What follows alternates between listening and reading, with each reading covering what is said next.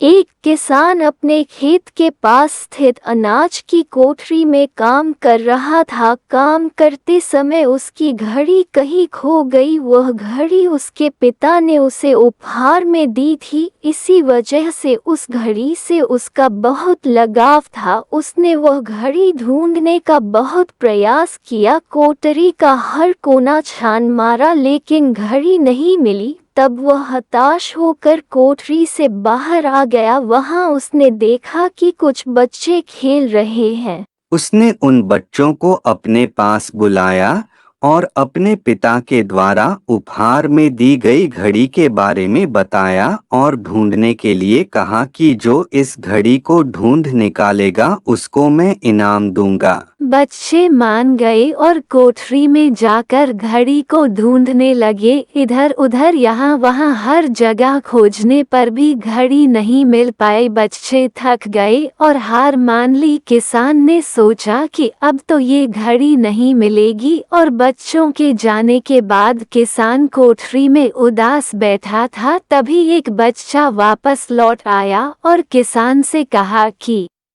मैं एक बार और घड़ी को ढूंढने का प्रयास करना चाहता हूँ। और किसान मान गया। हाँ हाँ, क्यों नहीं, तुम फिर से कोशिश कर सकते हो। मैं तुम्हें वही इनाम दूंगा जो मैंने पहले देने के लिए कहा था। वह बच्चा फिर कोठरी के अंदर अकेला ही गया और कुछ देर बाद वह कोठरी के बाहर आया और उसके हाथ में किसान की वह घड़ी थी। किसान उसके हाथ में वह घड़ी देखकर आश्चर्यचकित हुआ और बहुत प्रसन्न हुआ और उससे पूछा।